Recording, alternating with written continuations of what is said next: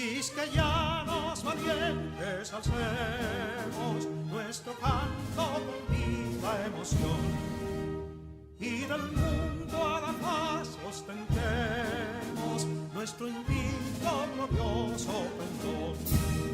Salve el pueblo que intrépido y fuerte a la guerra a morir se lanzó, cuando en bélico reto de muerte sus cadenas de esclavo rompió.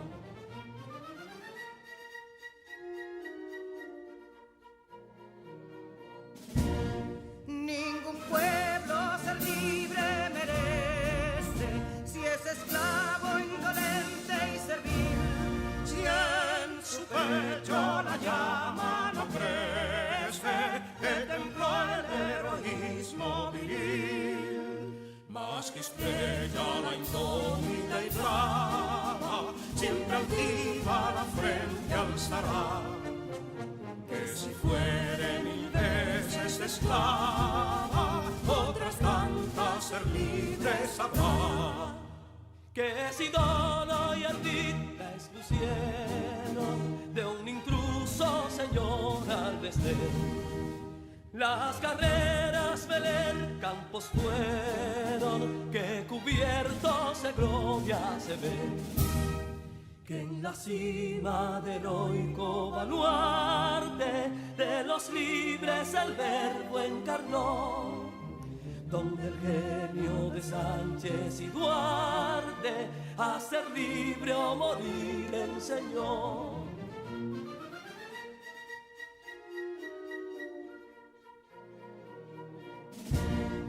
Y si pudo inconsulto caudillo de esas glorias el brillo empañar, de la guerra se vio en Capotillo la bandera de fuego ondear.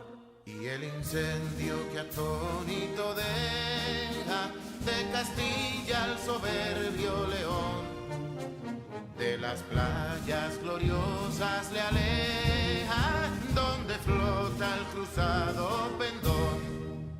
Compatriotas, mostremos erguida nuestra frente orgullosos de hoy más, que Quisqueya será destruida, pero sierva de nuevo jamás.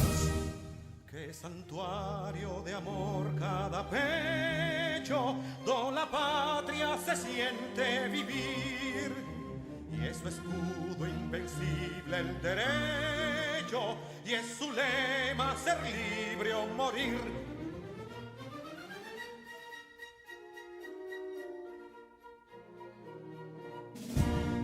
Libertad que aunque yergue serena, la victoria en su carro triunfal, y el clarín de la guerra resuena, pregonando su gloria inmortal. Libertad, que los ecos se agiten mientras llenos de noble ansiedad nuestros campos de gloria repiten. Libertad, libertad, libertad.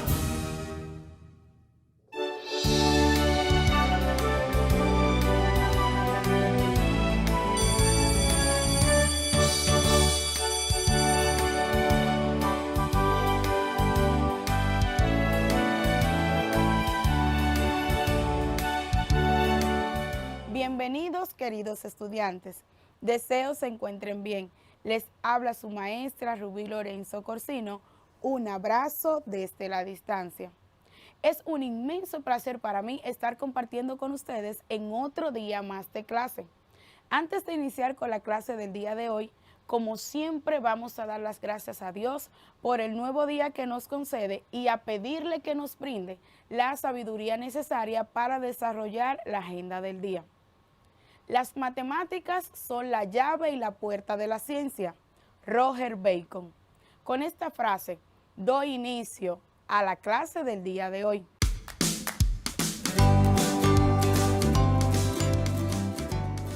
Pero antes, es importante que recordemos lo que trabajamos en la clase anterior. Estuvimos viendo la factorización prima. Aquí pudimos determinar que un factor es conocido como el conjunto de números que se multiplica con la finalidad de formar un producto. Esto nos ayudó a concluir que un número puede ser expresado como el producto de dos o más, los cuales son denominados como factores. Para verificar esto, utilizamos el siguiente ejemplo. 1500 por 3 es igual a 4500, en donde este nos verificó que 1500 por 3 eran conocidos como factores y su resultado, que es 4500, es conocido como producto. Estuvimos también verificando otra forma para validar estas premisas, las cuales fueron que 3 por 2 es igual a 6, en donde verificamos que los factores que componen al 6 son el número 3 y el número 2. Tomamos otro ejemplo, el 10, en donde 5 por 2 es igual a 10. Los factores que componen el 10 son el 5 y el 2. Por otra parte, pudimos ver la factorización prima y dijimos que esta se denomina como prima cuando sus factores son números primos. Vimos la definición de un número primo y de un número compuesto. Un número primo lo definimos como aquel número natural el cual existe y solamente tiene dos divisores distintos, los cuales son el número 1 y el mismo número. Por otra parte, con los números compuestos, pudimos ver que son los números naturales que poseen 3 o más divisores o factores. En el día de hoy, continuaremos trabajando con la descomposición factorial de un número en factores primos y los métodos para realizarla. Para realizar la descomposición factorial de un número primo, existen diferentes formas, dentro de las cuales la principal se considera como el método de barra de descomposición de números. Para realizar esta, se deben seguir los siguientes pasos. Número 1. Se ubica el número que buscamos descomponer en la parte derecha. Número 2. Se traza una línea vertical. Número 3. Se inicia a descomponer en el lado izquierdo, ubicando el valor a continuación de la raya vertical trazada, iniciando con la mitad, si no tiene mitad, seguir con la tercera, hasta llegar a un cociente igual a 1. Veamos el siguiente ejemplo. Vamos a descomponer el número 24. 24 entre 2 es igual a 12. 12 entre 2 es igual a 6. 6 entre 2 es igual a 3 y 3 entre 3 es igual a 1. Aquí podemos ver que los factores de 24 serían igual a 2 por 2 por 2 por 3, igual a 2 elevado a la 3 por 3 igual a 24. Así se expresa el número 24 como producto de factores primos. Para profundizar más en el tema de la descomposición de barra, a continuación tendremos un video en el cual podremos ver cómo esta se puede aplicar. Recuerden tener a mano su computador si poseen uno o su cuaderno y lápiz para que tomen sus apuntes. Acompáñenme a verlo. Voy a explicar aquí cómo se realiza la descomposición factorial de un número. La descomposición no es que esté malito nuestro número, sino es expresar esto en la forma que nos digan a continuación. Descomponer es hacer trozos y aquí me piden la factorial. Significa en formato factores, números que multiplican unos con otros. Voy a escribirme aquí los factores primos que voy a emplear para utilizarlos en orden. Si somos ordenados sale mejor. Empezamos con el 2, el siguiente sería el 3, el 5, 7, el 11, 13, 17, 19... Con estos yo creo que me va a valer para estos dos ejemplos que vamos a hacer. Números primos ordenados desde el 2. Vamos a hacer la descomposición del 50 en primer lugar y después de un número un poco más grande. Acordaos que hacíamos una línea vertical y a partir de ahí tomábamos los números primos según sean divisores del número en cuestión. Por ejemplo, ¿el 50 se puede dividir para 2? Sí, pues entonces lo escribimos aquí. Os recuerdo el criterio, que era que terminase en 0, 2, 4, 6, 8. 50 para 2 sale 25. Y sigo dividiendo por los números primos. ¿Puedo repetir el 2? Pues no, porque termina en 5. Continuaríamos con el siguiente, que es el 3. 25, sumando las cifras, da 7, que no es múltiplo de 3. Luego el criterio del 3 no lo cumple. Sigo con el siguiente, el 5. ¿25 es divisible para 5? Sí. Criterio terminaba en 5. Los de 0 y 5 son divisibles. 25 entre 5, 5. Y fijaos que ya me ha quedado el número primo 5. Lo escribo a continuación. 5 entre 5, 1. Cuando queda un 1, fin. Y estos factores, el 2, el 5 y el 5, son la descomposición factorial del 50. Y escribíamos 50 es igual a 2 por 5 por 5. ¿Y cómo se escribía esto? Pues para hacerlo más mágico lo acortábamos, el 2 lo dejaba quieto, y 5 por 5 son 2 veces 5, o lo que es lo mismo, 5 al cuadrado. Vamos a hacer otro ejemplo. El número 165, que este es más grande. 165 le hacemos la línea vertical y a su lado escribiremos los números primos, siempre que sean divisores. Empezamos con el 2.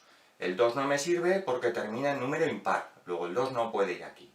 El número 3 vamos a comprobar el criterio. Sumo las cifras, 1 más 6, 7, más 5, 12. Y si volvéis a sumar esas dos cifras, 1 y 2 da de resultado 3. Luego cumple el criterio del 3. Lo repito un poco más despacio.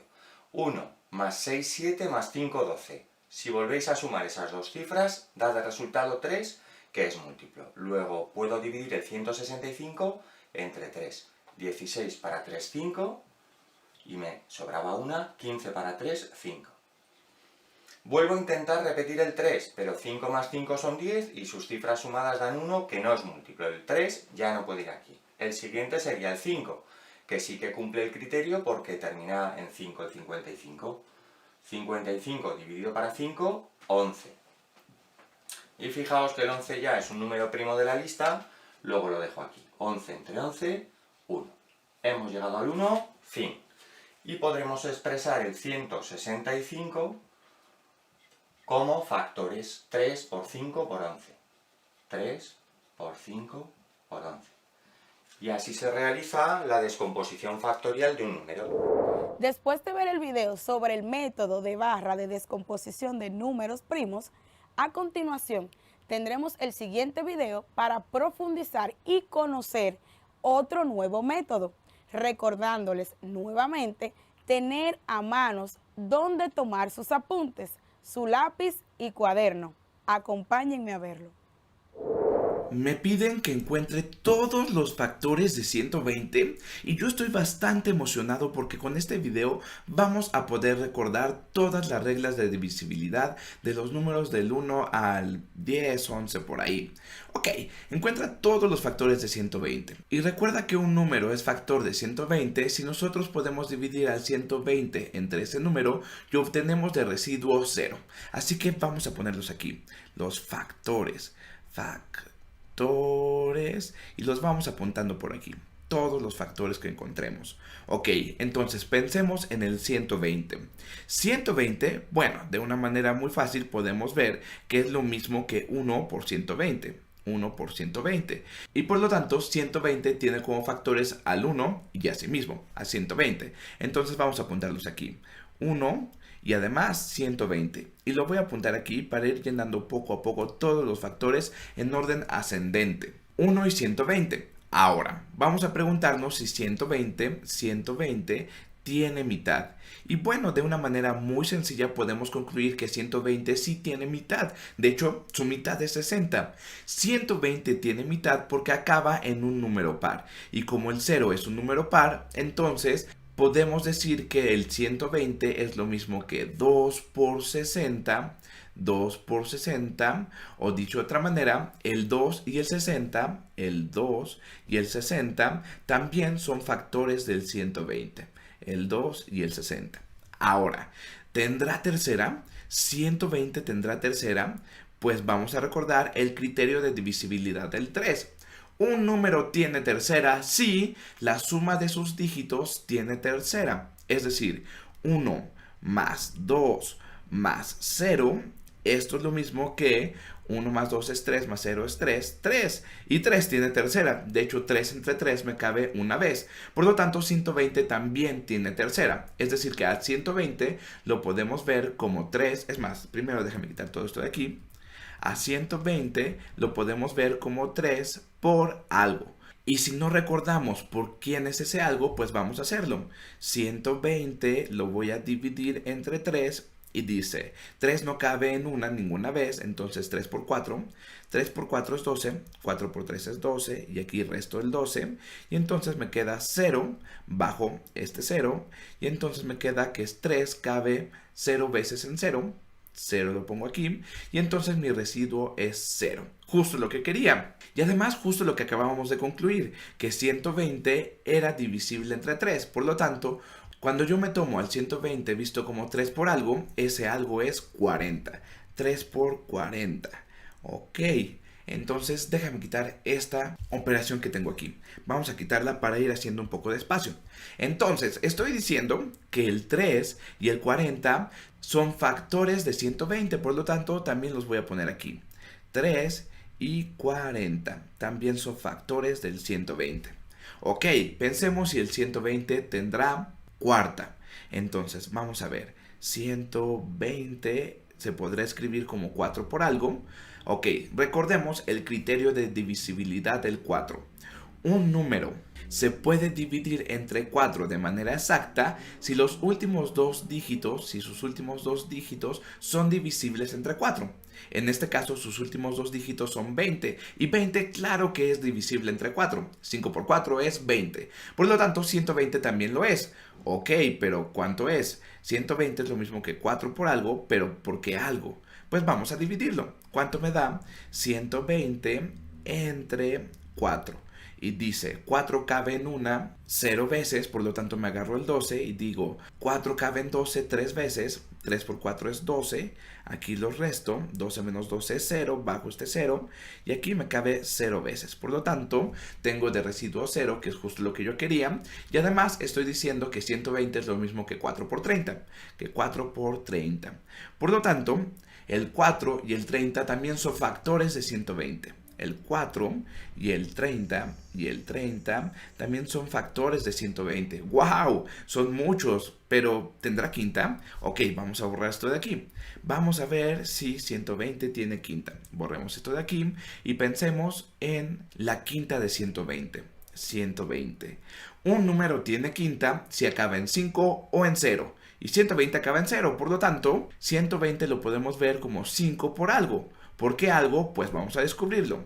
120 lo voy a dividir entre 5 y digo 5 por 2 es 10. Entonces 2 por 5 es 10. Aquí pongo el 10, lo resto y dice 12 menos 10 es 2. Bajo este 0 de aquí, bajo el 0 por acá y me quedan 5, ¿cuántas veces cabe en 20? Bueno, pues 5 cabe 4 veces en 20. 4 por 5 es 20 y me sobra 0 de residuo. Justo lo que yo quería.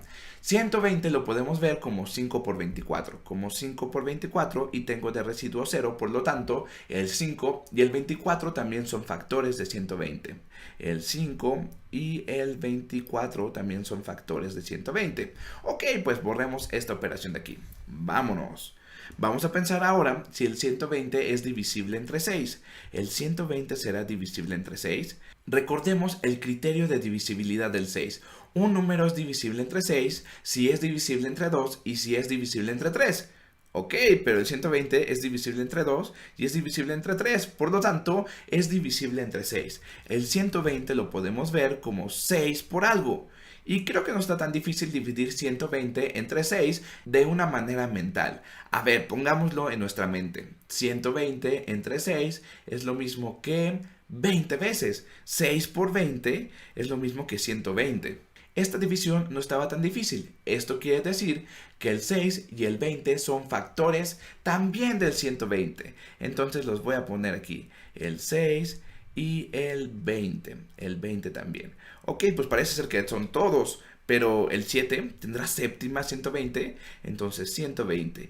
Y bueno, el criterio de divisibilidad del 7 es un poco o mucho más bizarro que el criterio de divisibilidad de todos los demás de aquí. Por lo tanto, ¿qué te parece si hacemos de una vez la división para ver si tiene séptima? 120 entre 7. Ok, y dice 7 cabe en 12 una vez. 1 por 7 es 7. 12 menos 7 es 5. Y entonces bajo este 0, pongo aquí el 0 y digo, 7 ¿cuántas veces cabe en 50? 7 veces. Entonces, 7 por 7 es 49. Y cuando yo resto estos dos, me queda de residuo 1. ¿Y qué crees? Tengo un residuo de 1. Por lo tanto, este no es un residuo de 0. Lo que quiere decir que el 120 no se puede dividir de manera exacta entre 7. O dicho de otra manera, el 7 no es un factor de 120. Fíjate, ya encontramos a uno que nos sirve. El 7 no es factor de 120 y vamos a quitar esto de aquí. Por lo tanto, pues no agregamos nada por acá. Vamos a pensar ahora en el 8. En el 8. 120 tendrá octava. Y bueno, recordemos el criterio de divisibilidad del 8. Dice, un número tiene octava si sus últimos tres dígitos son divisibles entre 8. 120, pues bueno, vamos a fijarnos si 120 es divisible entre 8. 120 entre 8. 8 cabe una vez en 12. 1 por 8 es 8 y cuando yo me tomo la resta, 12 menos 8 es 4. Ahora bajemos este 0 de aquí y dice 8 por 5 es 40. 5 por 8 es 40 y entonces cuando yo me tomo 40 menos 40, mi residuo es 0. Perfecto, esto quiere decir que el 8 sí es factor del 120. O dicho de otra manera, el 120 lo puedo ver como 8 por 15 y entonces ya encontré otros dos nuevos factores, el 8 y el 15.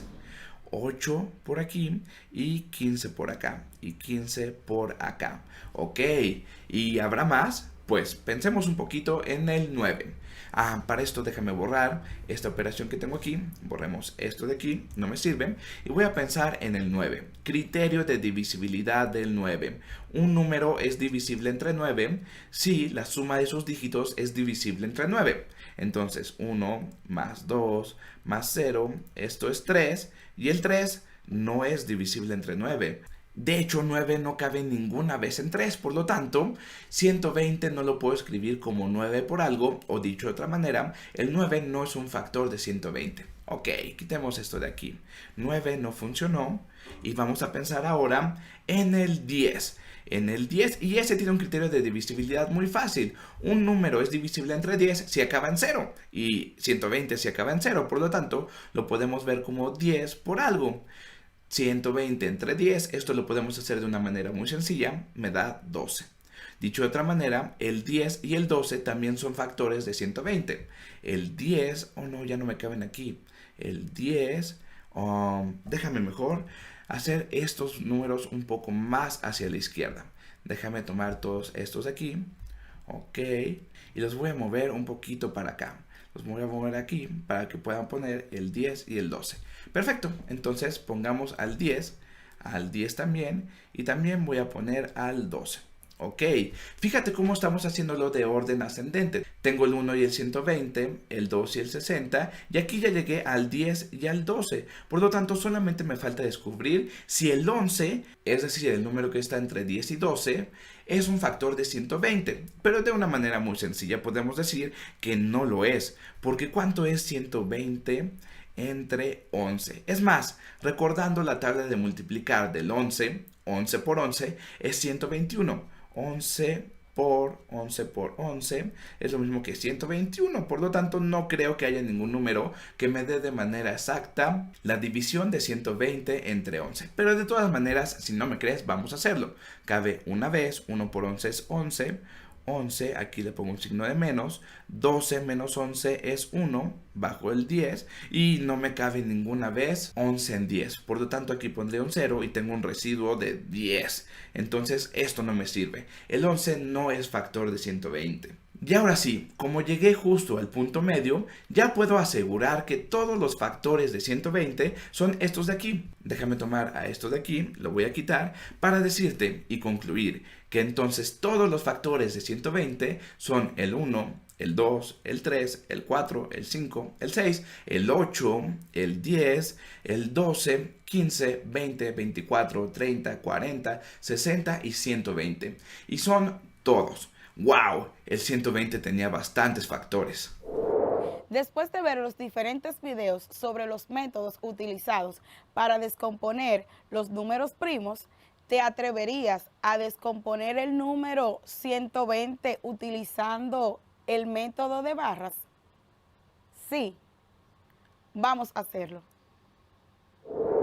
Descompón el número 120 utilizando el método de barras. ¿Terminaste? Comparemos los resultados. 120 entre 2 es igual a 60. 60 entre 2 es igual a 30. 30 entre 2 es igual a 15. 15 entre 3 es igual a 5. Y 5 entre 5 es igual a 1. Aquí podemos ver que utilizamos el método de barras de descomposición de números primos e implementamos la forma sucesiva. En primer lugar, se utilizó la mitad, luego la tercera y al final la quinta hasta que llegamos a la unidad. Podemos verificar entonces que los factores de 120 son 2 por 2 por 2 por 3 por 5. Esto de igual forma se puede representar como 2 elevado a la 3 por 3 por 5 igual a 120. Mis queridos estudiantes, en el día de hoy estuvimos trabajando con la descomposición factorial de un número en sus factores primos y los métodos para realizarla. Pudimos ver que para realizar la descomposición de un número en sus factores primos existen diferentes formas y dentro de los principales métodos a utilizar contamos con el método de barra de descomposición de un número y dividir dicho número a descomponer entre la cantidad de números que verificamos pertinente hasta que su cociente nos dé 0. Por otra parte, pudimos ver cuáles son los pasos que debes seguir para poder implementar el método de barras de descomposición de un número. Y recordando, estos fueron los siguientes. Como paso número 1, se ubica el número que buscamos descomponer en la parte derecha. Paso número 2, se traza una línea vertical. Paso número 3, se inicia a descomponer ubicando el valor a continuación de la raya vertical trazada, iniciando con la mitad, si no tiene mitad, seguir con la tercera, hasta llegar a un cociente igual a 1. Recuerden que para verificar esta definición, tomamos como ejemplo la descomposición del número 24, en donde pudimos validar que los factores en que se puede descomponer el número 24 es 2 por 2 por 2 por 3, igual a 24. Mis queridos estudiantes, les recuerdo que para afianzar los conocimientos adquiridos en el día de hoy, deben realizar las actividades de su cuadernillo. Es para mí, como siempre, un placer compartir con ustedes en otro día más de clase. Recuerden, lavar sus manos frecuentemente, cumplir con el distanciamiento físico, hacer uso de su mascarilla y colaborar a que sus familiares lo hagan también. Estuvo con ustedes su maestra Rubí Lorenzo Corsino. Un abrazo desde la distancia. Cuídense. Adiós.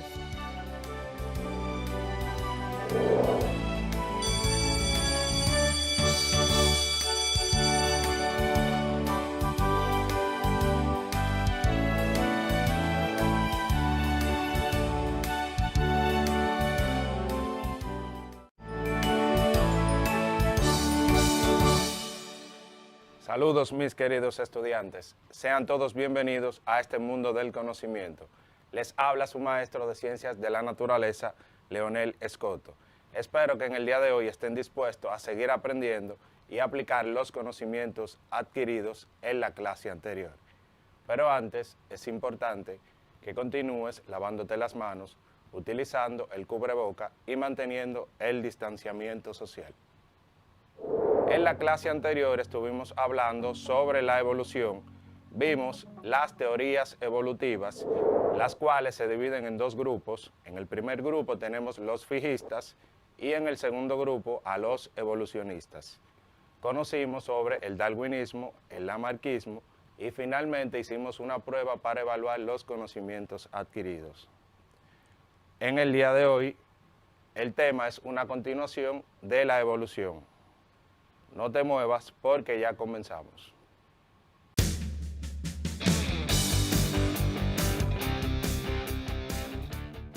Iniciemos la clase del día de hoy. Conozcamos ahora las pruebas que dieron pauta para las investigaciones de la evolución.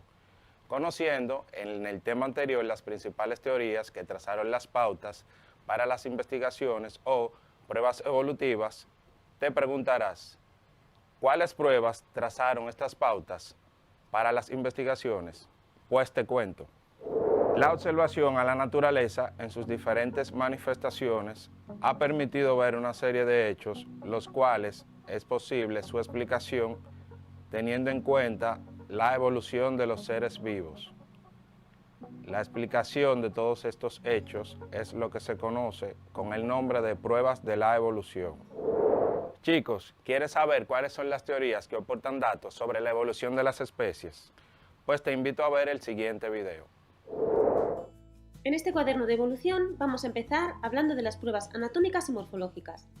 Bien, hablaremos de tres tipos de órganos: órganos homólogos, órganos análogos y los llamados órganos vestigiales. Los órganos homólogos son aquellos, leemos, que tienen el mismo origen evolutivo y embrionario, pero tienen una estructura interna que, si bien es semejante, les sirve para distinta función. Tanto que las especies han cambiado a lo largo del tiempo. En ocasiones se han encontrado fósiles de épocas distintas, pero pertenecientes a especies emparentadas. En ellos puede apreciarse claramente transformaciones lentas pero progresivas, y este hecho constituye una valiosa prueba de la evolución. Se trata de las llamadas series evolutivas, algunas bien conocidas como las del caballo. Ahí vemos cómo de 4 dedos, de aquellas especies que vivían en bosques tropicales, han pasado a 3 dedos, incluso a un solo dedo, cuando se han adaptado a la vida en la pradera. Se van atrofiando, como vemos, y solamente el dedo medio se apoya en el suelo. Así a lo largo de millones de años.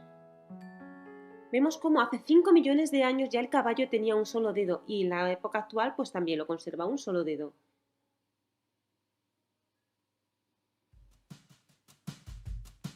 Bien, pruebas embriológicas. Vemos cómo Ernst Haeckel en 1866 enuncia la ley biogenética fundamental. La ontogenia es la recapitulación o resumen de toda la filogenia. El desarrollo embrionario es la recapitulación de la evolución. Observemos cómo en estos embriones del ser humano, del pollo, la tortuga, la salamandra o el pez, vemos que son todos al principio muy similares en los primeros días. Sin embargo, a medida que va avanzando el desarrollo embrionario, va a haber cada vez más cambios, se van sumando los cambios. Esto nos hace pensar que existe parentesco evolutivo entre ellos y que después, a medida que va avanzando el desarrollo del embrión, va incorporando las novedades, por así decir, que han ido adquiriendo en la evolución.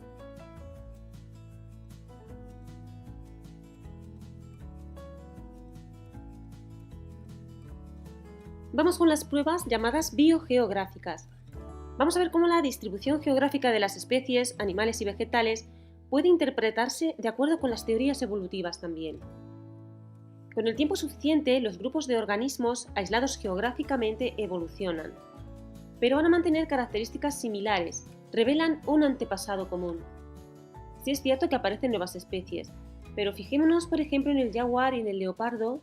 Jaguar y leopardo mantienen similitudes y les separa a todo un océano. También el armadillo, de 9 bandas, propio de Sudáfrica, con el armadillo africano.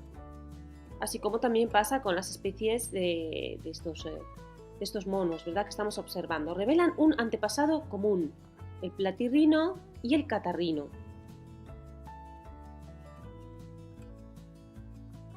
¿Qué son las pruebas moleculares? Cuanto mayor es el parecido molecular entre dos grupos de organismos, mayor es su grado de parentesco evolutivo. Y ahí vemos dos moléculas, como son la clorofila y la hemoglobina, que nos hacen pensar que esto es así. Todas las plantas verdes tienen clorofila. En la sangre de todos los vertebrados hay hemoglobina. Tienen un parentesco evolutivo común. Por otro lado, vamos a hablar de otras pruebas. Dos especies que están influyendo en su evolución. En el caso del mutualismo, dos especies obtienen beneficio mutuo. Parasitismo, una especie vive a expensas de otra. Mimetismo, las especies se parecen al entorno en el que viven. Queridos estudiantes, luego de haber visto tan interesante video, es tiempo de que resumamos y anotemos en el cuaderno las principales características de estos procesos. Presta atención. Tenemos en pantalla un cuadro con el nombre de las pruebas y la descripción de cada una. La primera prueba a describir es la prueba taxonómica, la cual es una clasificación de seres vivos según criterios de semejanzas, reino, orden y especie. Un ejemplo es el ornitorrinco. Posee características procedentes de los reptiles, es decir, es ovíparo, nace de huevos y tiene veneno. Y de los mamíferos tiene pelos y las crías son alimentadas con leche. Luego vemos las pruebas biogeográficas según la distribución geográfica de las especies. Un ejemplo de esto son las avestruces, que solo habitan en el continente africano.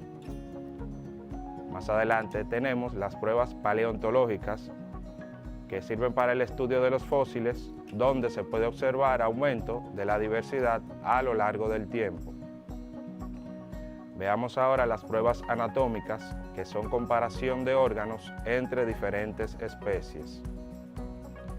Seguimos con las pruebas embriológicas, que es un estudio detallado y comparado sobre el desarrollo embrionario de los animales.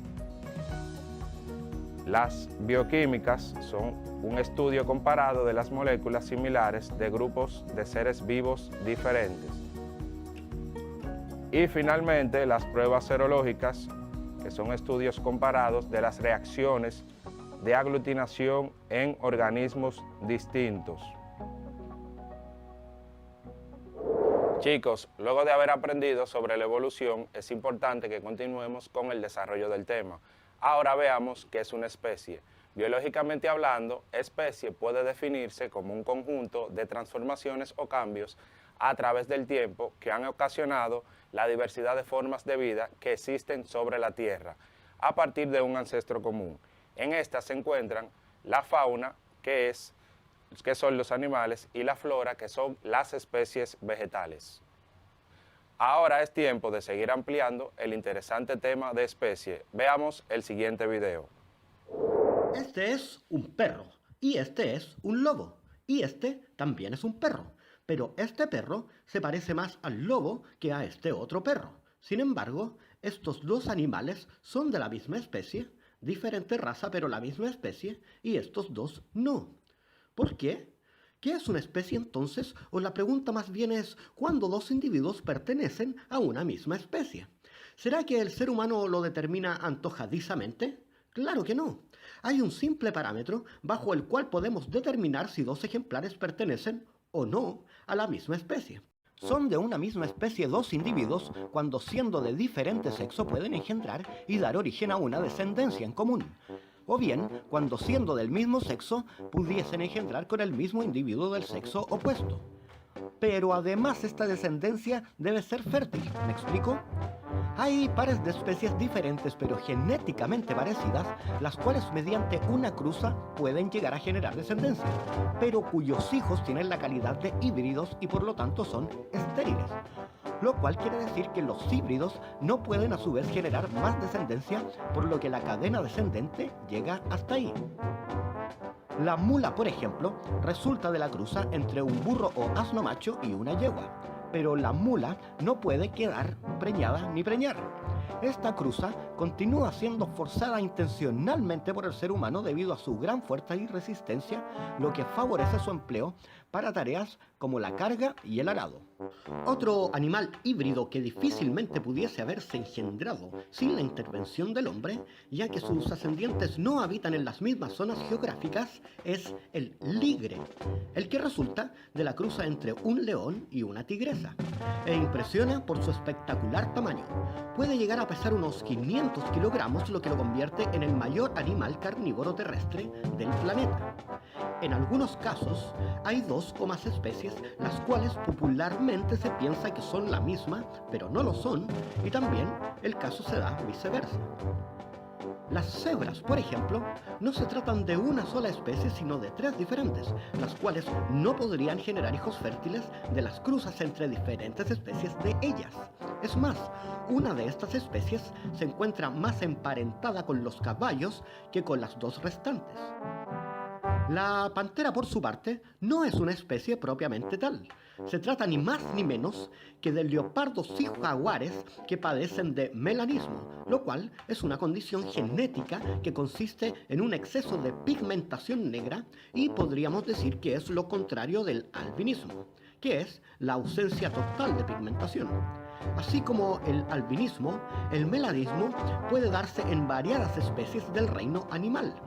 Sin embargo, en leopardos y jaguares suele ser mucho más común, por lo cual erróneamente se creyó durante mucho tiempo, y aún mucha gente suele creer, que la pantera es una especie aparte. Mientras tanto, en algunas especies la diferencia entre machos y hembras es indetectable a simple vista, en otras podemos identificar claramente el género del animal. Y es más, hay especies cuyas diferencias entre machos y hembras son tal que no pareciera que son de la misma especie. La viuda negra, por ejemplo, se caracteriza por la desproporcionada diferencia de tamaño entre la hembra y el macho, con una relación de 30:1. Es decir, si el macho de la viuda pesara 70 kilogramos, la hembra sobrepasaría las 2 toneladas. Ella literalmente se lo come después de copular. Sin embargo, a pesar de sus diferencias físicas, estos dos individuos sí pertenecen a la misma especie, ya que están generando descendencia fértil. Chimpancés y bonobos, que dicho sea de paso son las dos especies que genéticamente más se nos parecen en la Tierra, según diversos estudios fueron una única especie hace no más de 200.000 años, periodo que en términos evolutivos es bastante corto. Accidentes geográficos llevaron a que fueran separados físicamente, por lo cual al dejar de mezclarse entre ellos, evolucionaron en forma diferente adaptándose según su hábitat. Actualmente no pueden generarse crías fértiles entre bonobos y chimpancés. Similar es el caso del lobo y el perro, que desciende del mismo antepasado, pero la domesticación del perro por parte del ser humano lo transformó en una especie diferente. Todo lo anterior nos indica que en algún momento puede haber una línea muy delgada para determinar si dos individuos son o no de la misma especie, ya que finalmente si continuamos retrocediendo en la cadena evolutiva, llegamos a la conclusión de que todos, pero absolutamente todos los seres vivos, tenemos solo un antepasado en común. Ahora es tiempo de que clasifiquemos las especies según el criterio. Las especies pueden ser o endémicas o nativas. Endémicas cuando la distribución se restringe a una determinada zona geográfica, ya sea a nivel local, provincial, nacional o continental. Y nativa cuando es oriunda de un sitio geográfico determinado sin que el hombre haya intervenido en esta. Veamos dos importantes ejemplos en nuestro país. En el caso de la cotorra dominicana, es una especie endémica cuyo hábitat son los bosques húmedos o secos.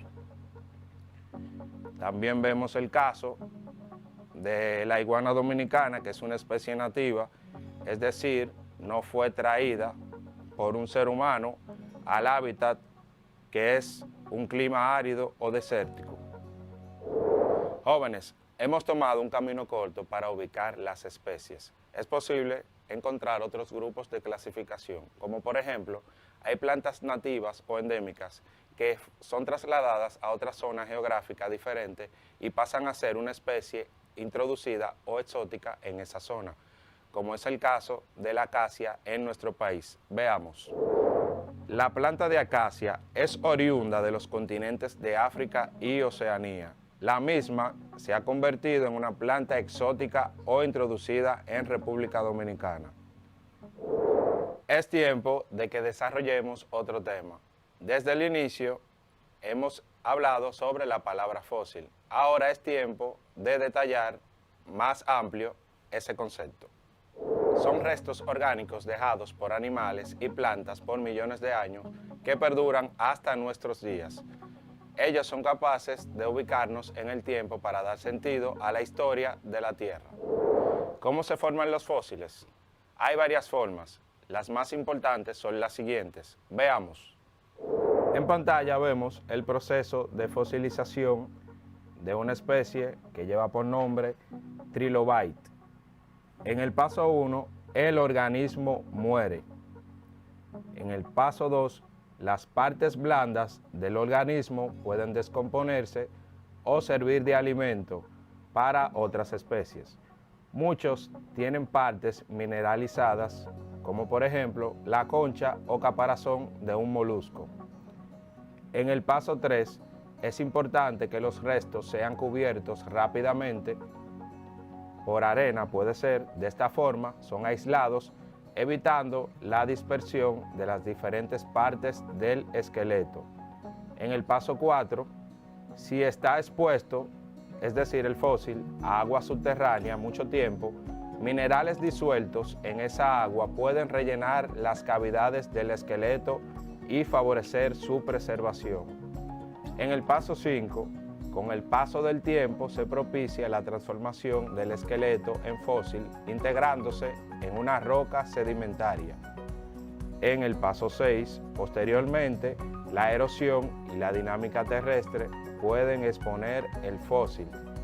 Y por último, el paso 7, este fósil debidamente recolectado por científicos nos da información de cómo era la vida en ese lugar en el pasado. Chicos, acabado de ver ese proceso de fosilización, es importante que veamos otras formas de fosilizar. La sedimentación, cuando un insecto o animal muere y queda sepultado en el sedimento, permaneciendo en el tiempo.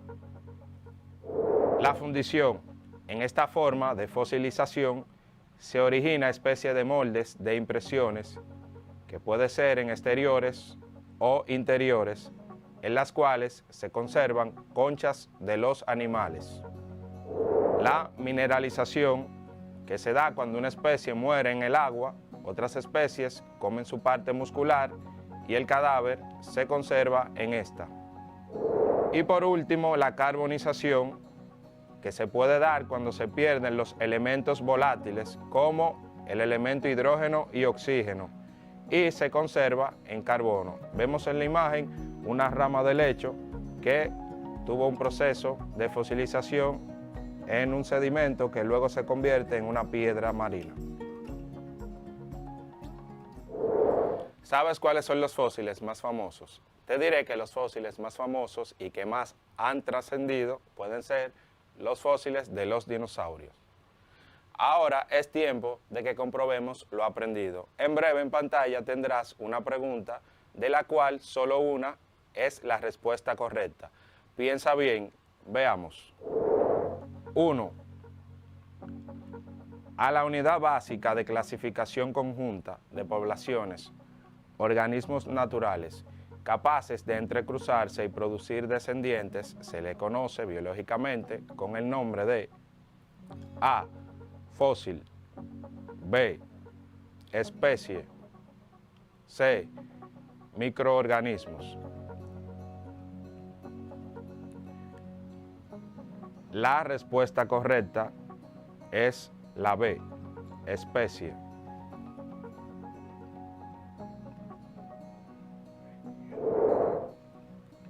Dos. Cuando una especie está limitada, restringida a un área o espacio reducido, biológicamente se dice que es una especie A. Endémica, B. Exótica, C. Nativa. La respuesta correcta es la A. Endémica.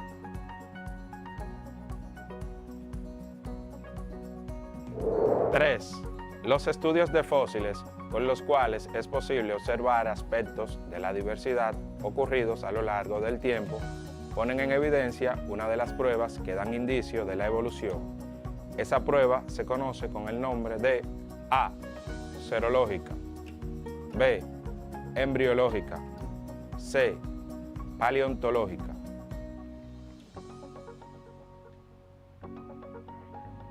La respuesta correcta es la C. Paleontológica.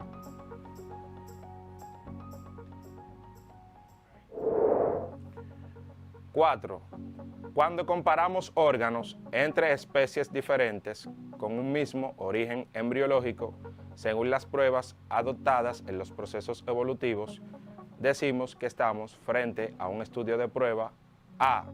Serológica, B. Anatómica, C. Biogeográfico. La respuesta correcta es la C. Biogeográfico.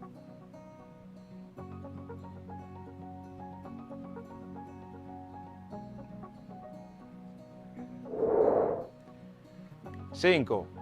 Existen en la naturaleza formas diferentes de hacer las cosas en función a puntos de vista. Con los fósiles, al igual que otras cosas, sucede lo mismo. Se asumieron diferentes formas de las cuales es posible que ellos puedan formarse y permanecer en el tiempo. Una de esas formas es A. Por fecundación, B. Por carbonización y C. Por aleación. La respuesta correcta es la B. Por carbonización. Chicos, es tiempo de que recapitulemos el contenido visto en el día de hoy. Podemos decir que retroalimentamos procesos muy importantes en el tema de evolución, como es el caso, las pruebas evolutivas. Conocimos que son las especies y su división en endémicas o nativas. También vimos qué es un fósil y cuáles son los fósiles más famosos. Finalmente, hicimos una prueba para comprobar lo aprendido. Chicos, hemos llegado al final de la clase del día, pero es importante que te recuerde que si necesitas ayuda, puedes consultar a tu maestro encargado del liceo. Además, recordarte que debes mantener el distanciamiento social, continuar lavándote las manos y el uso correcto del cubreboca. Ha sido un placer. Hasta luego.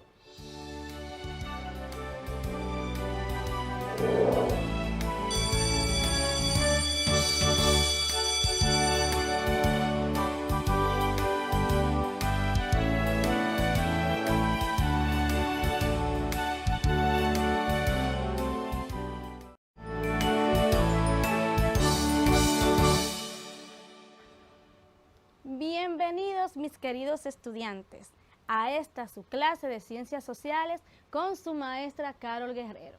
Demos gracias a Dios por estar aquí y les reiteramos que deben seguir tomando las medidas necesarias para cuidarnos del COVID-19, todo por el bien de ustedes y sus familias.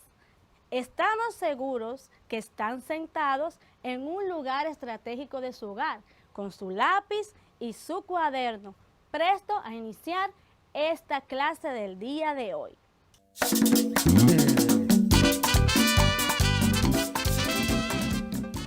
Vamos a iniciar con esta frase motivadora. Acompáñenme.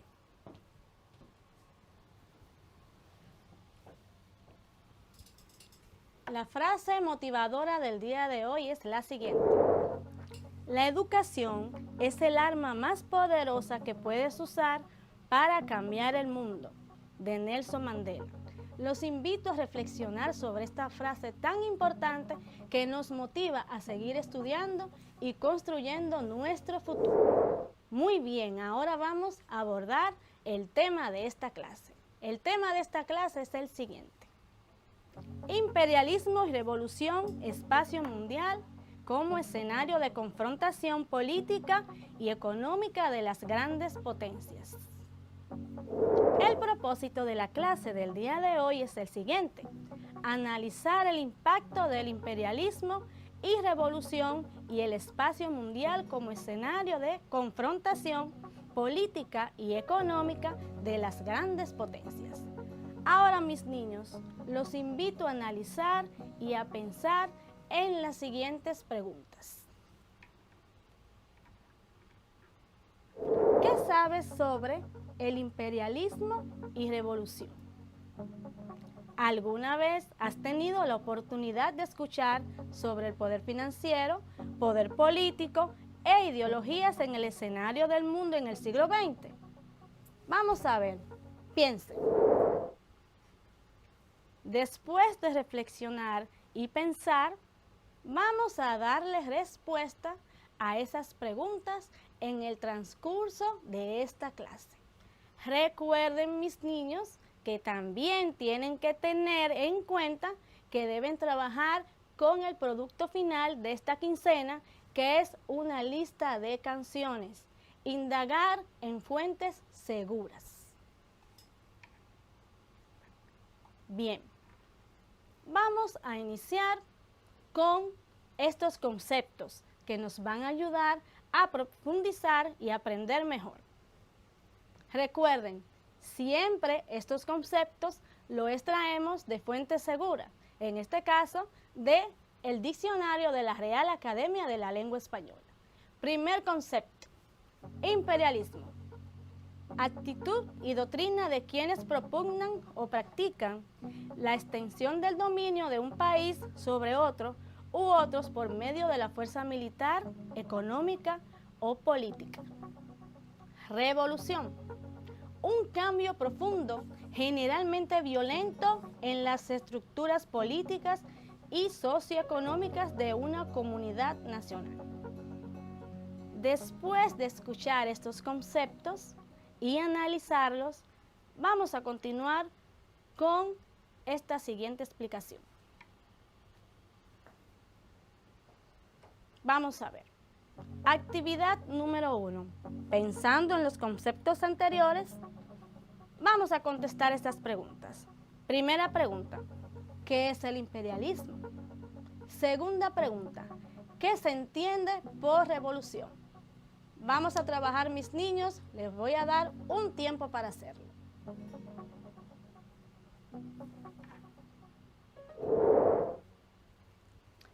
Ok, después de realizar la actividad anterior, vamos a prestar atención al siguiente párrafo, sumamente importante, porque con esta parte vamos a realizar la actividad número 2.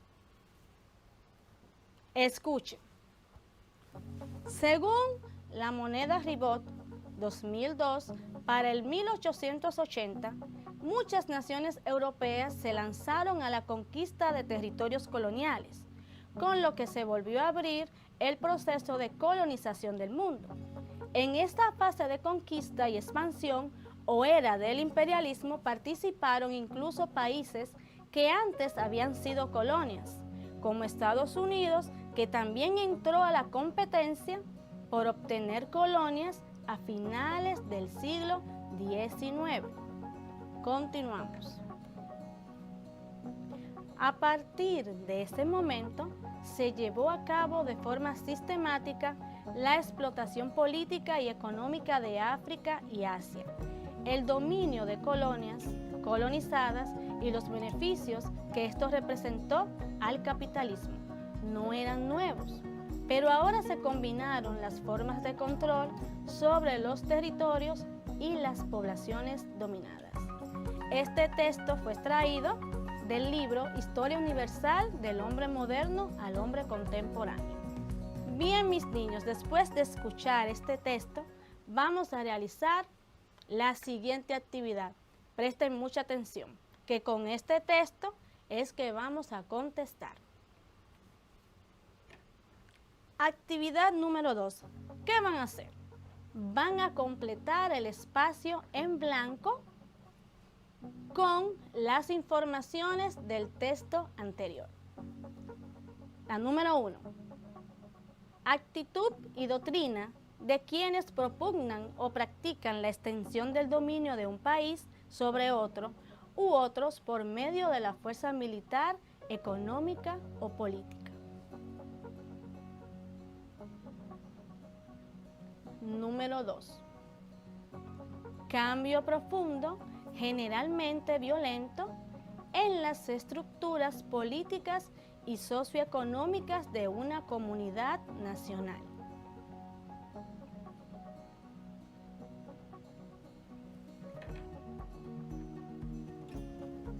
Tres. En él, muchas naciones europeas se lanzaron a la conquista de territorios coloniales, con lo que se volvió a abrir el proceso de colonización del mundo.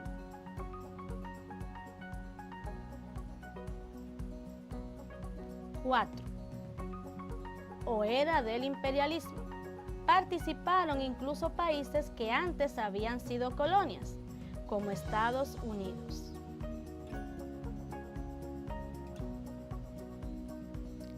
5. Y los beneficios que esto representó al capitalismo no eran nuevos, pero ahora se combinaron las formas de control sobre los territorios y las poblaciones dominadas. Bien, mis niños, vamos a completar los párrafos.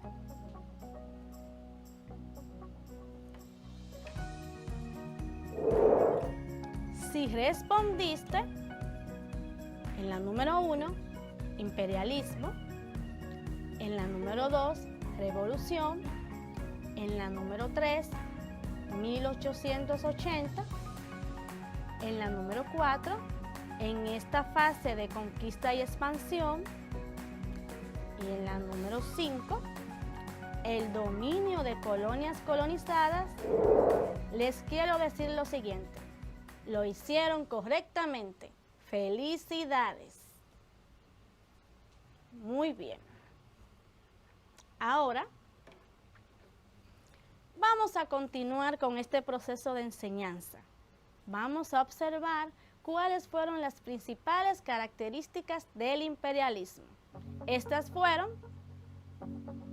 la obtención de beneficios económicos, motivación política, razones militares, ideas de superioridad y darwinismo social, razones demográficas, la revolución industrial y el capitalismo, la carga del hombre blanco. Estas fueron las principales características del imperialismo. Ahora, mis niños, vamos a realizar la actividad número 3. Dice: analizar las características principales del imperialismo. Como dice el texto, ustedes van a realizar lo siguiente. En este cuadro van a analizar una por una cada una de las características y van a escribir qué entendieron sobre ellas. Para eso les voy a dar un espacio de tiempo. Pueden comenzar.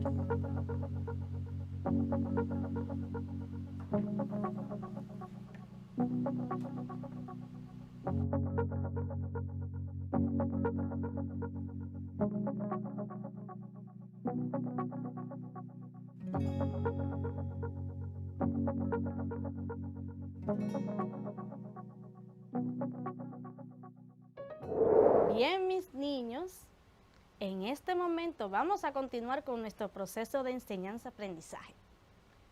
Vamos a prestar atención al siguiente texto.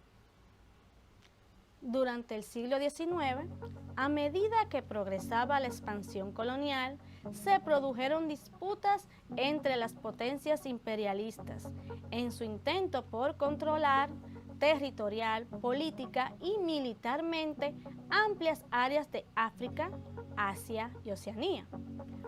Con la pretensión de evitar esos conflictos, en 1884 se reunieron en Berlín los representantes de 2 estados europeos, más los de Estados Unidos y Turquía, para concretar sus respectivas posiciones en el reparto de África. Continuamos. Bien, mis niños, aquí observamos una imagen de este congreso. A este congreso se le llamó el Congreso de Berlín y en este se llegaron a varias resoluciones importantes. Entre estas tenemos Gran Bretaña y Francia habían de resolver por sí mismas sus diferencias.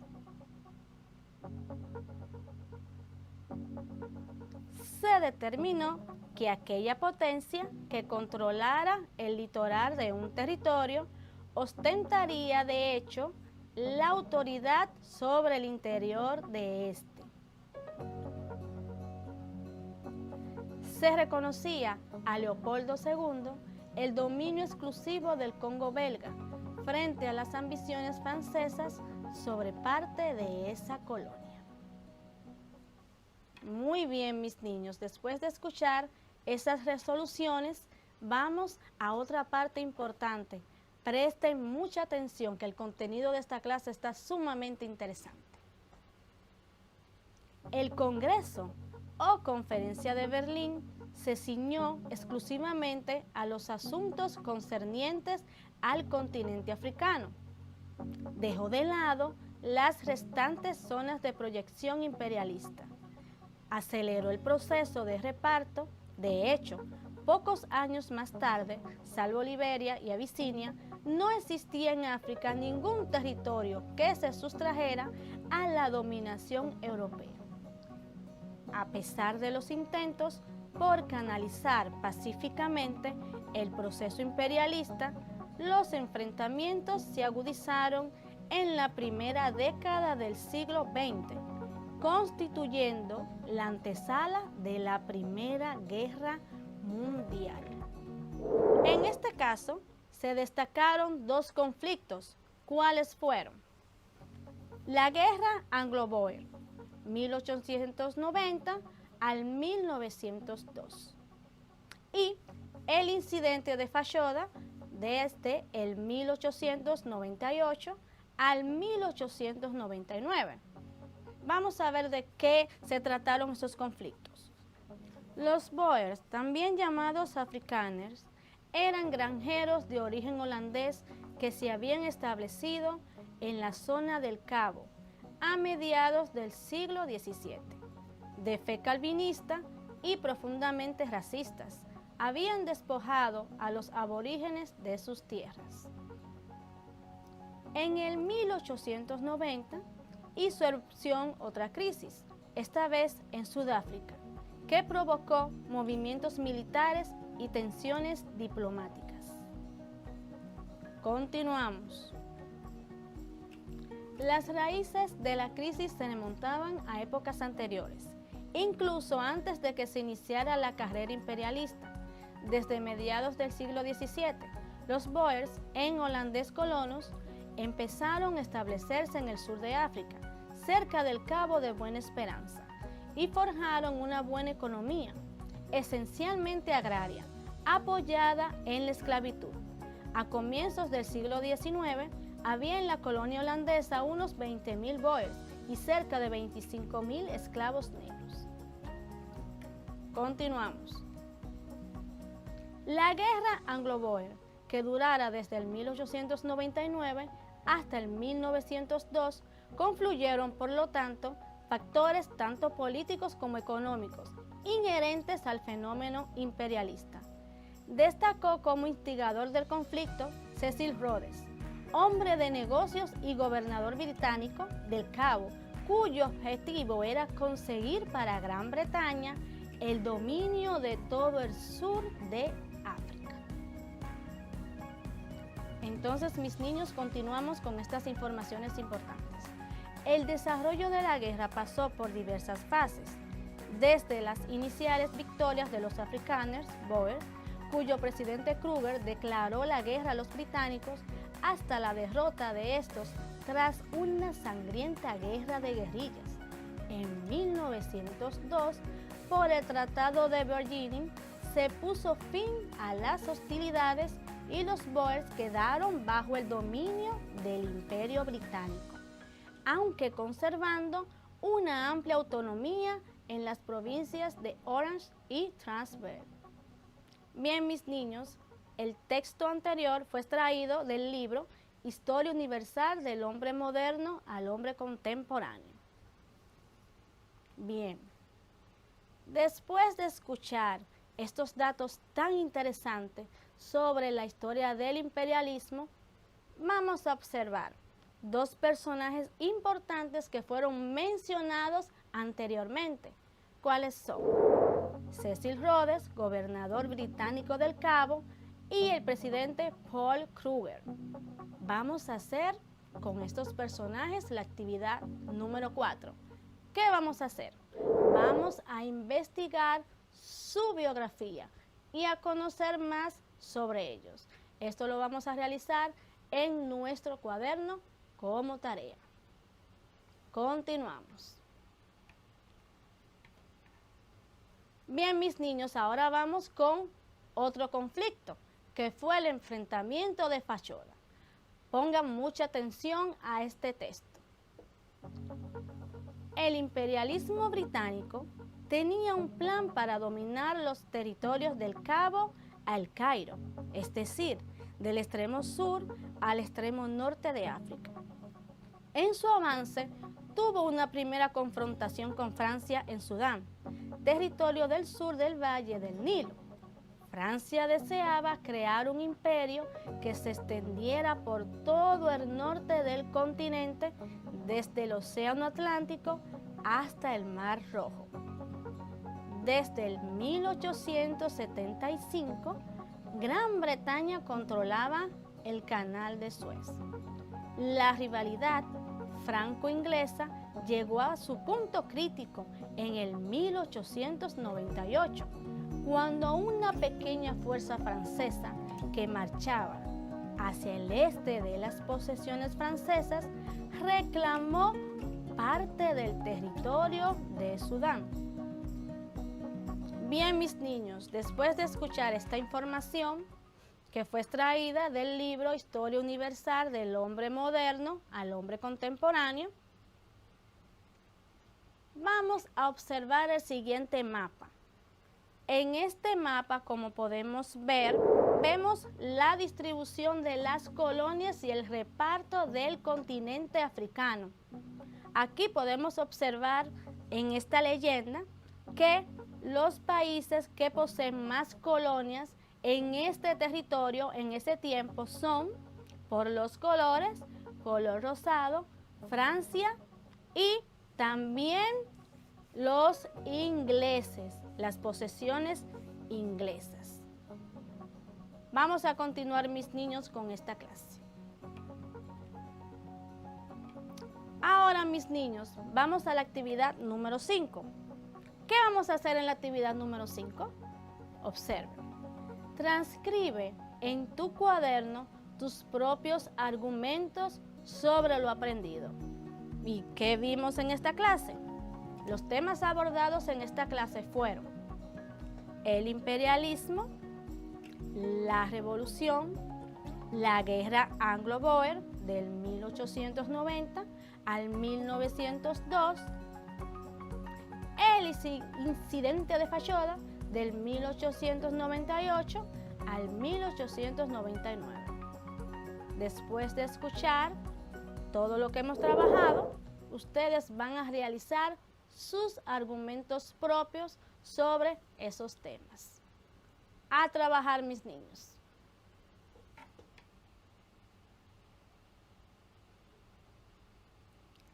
Después de realizar la actividad número 5, pasamos a la próxima actividad. Recuerden que les había dicho que este tema es sumamente interesante y que tenemos muchas actividades. Estamos aprovechando el tiempo. La actividad número 6 se trata de lo siguiente. Realiza un diario reflexivo, el cual te ayudará mucho en tus análisis, opiniones y valoraciones sobre los temas que trabajamos. ¿Dónde lo van a realizar? En su cuaderno, por supuesto. Entonces, vamos a trabajar. Hemos llegado a una parte muy importante de este proceso. ¿Qué será? Primero, vamos a retroalimentar qué hemos trabajado.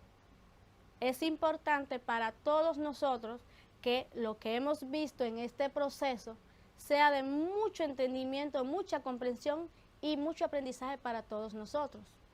Es importante ver qué aprendimos, cómo lo aprendimos y en qué lo vamos a utilizar. En la retroalimentación de hoy vamos a tomar la parte del imperialismo.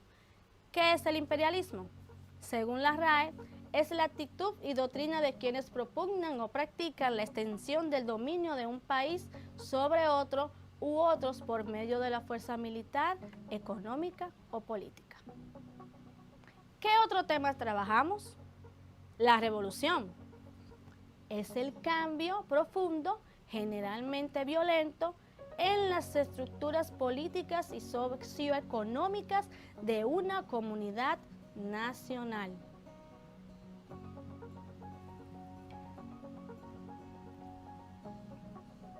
La guerra anglo-boer, del 1890 al 1902.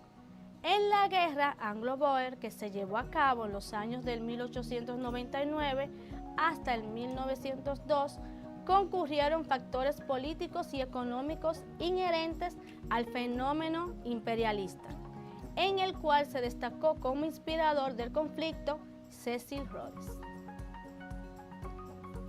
El incidente de Fashoda, del 1898 al 1899. El imperialismo británico tenía un plan para dominar los territorios del Cabo al Cairo, es decir, del extremo sur al extremo norte de África.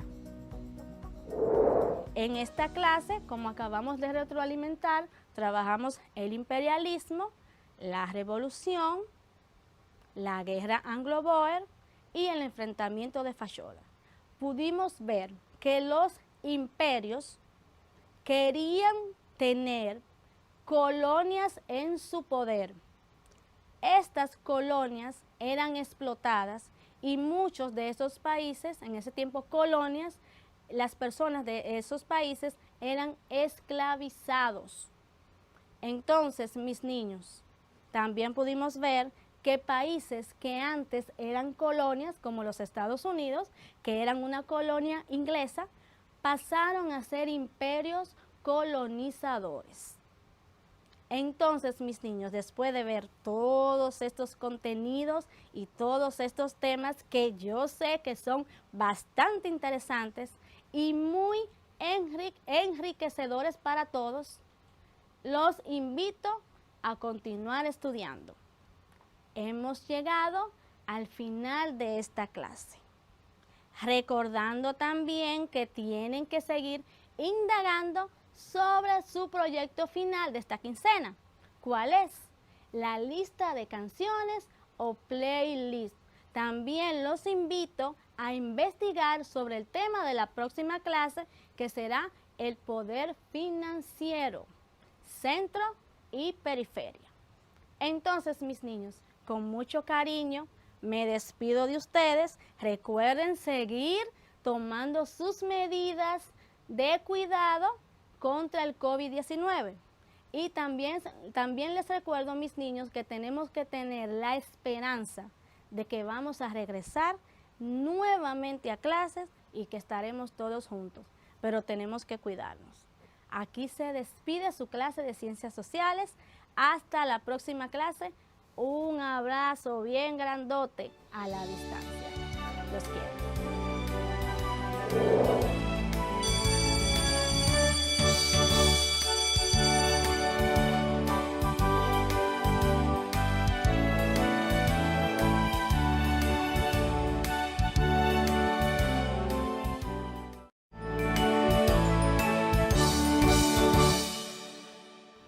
Mis queridos jóvenes, hemos llegado a la conclusión de las clases por el día de hoy.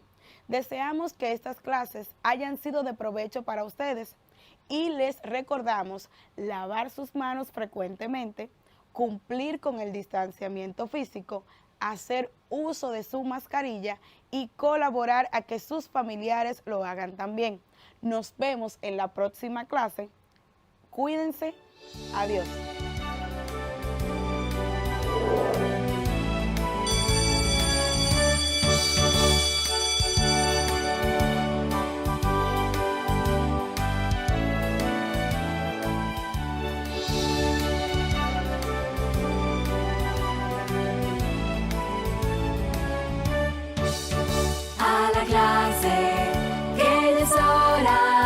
Empezar nuestra labor, están haciendo la suya, las abejas en la flor. Y si trabajan las abejas y acaba en miel su labor, trabajemos en la escuela y haremos algo mejor.